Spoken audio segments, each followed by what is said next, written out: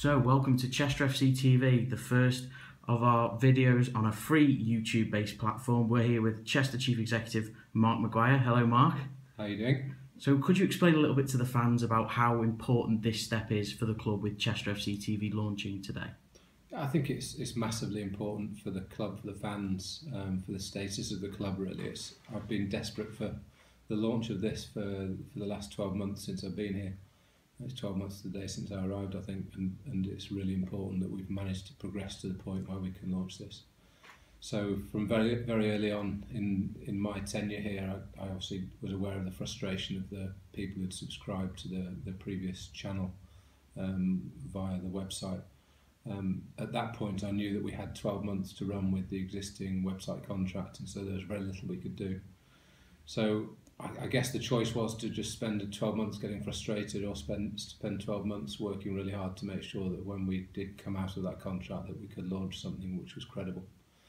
The first and most important thing to me was to come into the modern age in terms of recognising that it should be free content, and that it should give access to fans to stuff behind the scenes, because what we want to do is bring people, whether they live in and around Chester or certainly further afield, and I know we've got fans in far-flung parts of the world, we want them to come to be as close to the club as is possible. So the intention really for Chester FC TV is to make sure that on a regular basis, constantly updated, we've got behind the scenes stuff which is a bit more interesting, should we say, than the boring normal football stuff.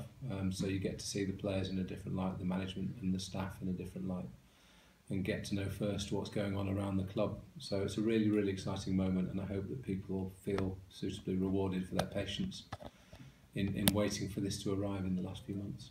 And of course, as you alluded to there, intertwines into the brand new website, chesterfc.com. Again, how big of a step is that into the modern age? Huge, and without spending time criticising the previous website and everybody's frustration and the number of calls I've had about John Worsnop's not here anymore, and the hospitality packages dated from whenever they were. It's just brilliant to be in control of our own new website, and it wouldn't have been possible to achieve a website of the standard and quality that we have without the collaboration with MBNA.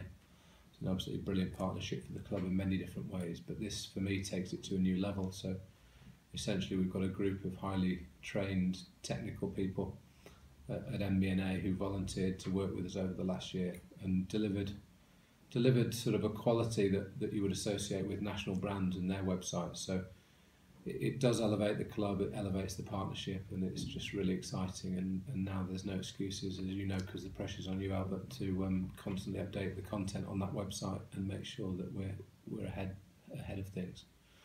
So really excited about that, and hopefully we'll get some decent feedback over the next few weeks. It's been a busy couple of months since the season ended, of course. The recruits of the likes of Andy Halls, Ross Hannah, Kingsley James were sure to make the fans very optimistic ahead of the new season. What can you say about these character of players that have come in?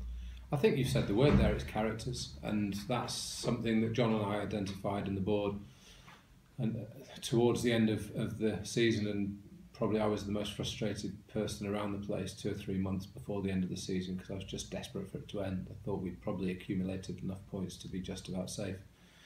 Even though we were sat there with calculators on the last day, I think we were safe, certainly after Torquay.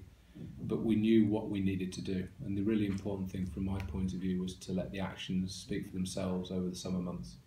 So I cut a frustrated figure for many months on the basis that I couldn't influence the club last summer, because I didn't arrive until pretty much the end of the closed season period, by which time the signings had been committed to, by which time all of the commercial stuff was well ahead.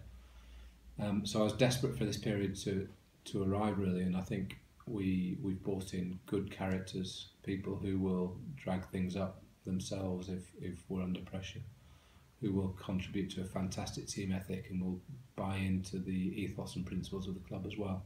I've worked with a couple of the lads before and know the kind of characters they are, and I know that the lads returning as well are hugely popular, and most importantly are really good people, and good people to have around.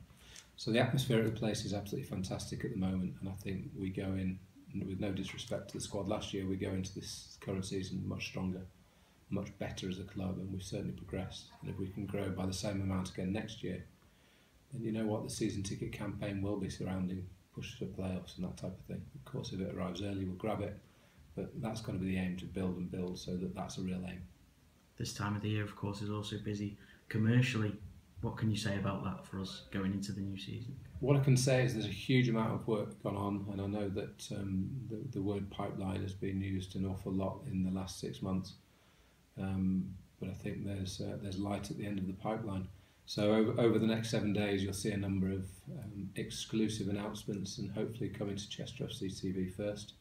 But literally in the next 7 days, there'll be some big announcements on that front, and people can see some of the work that's been going in. But it doesn't stop. There's loads more to achieve. I've got my targets. Been spending some time today with Lawrence Kirby on the budgets and seeing what we've got to achieve for next season. And we've got to push and push again to grow. But it's in the right place, and we're doing the right kind of deals, and we're going in the right direction. And I hope people will be as excited by the commercial deals that we announce as they have been by the signings.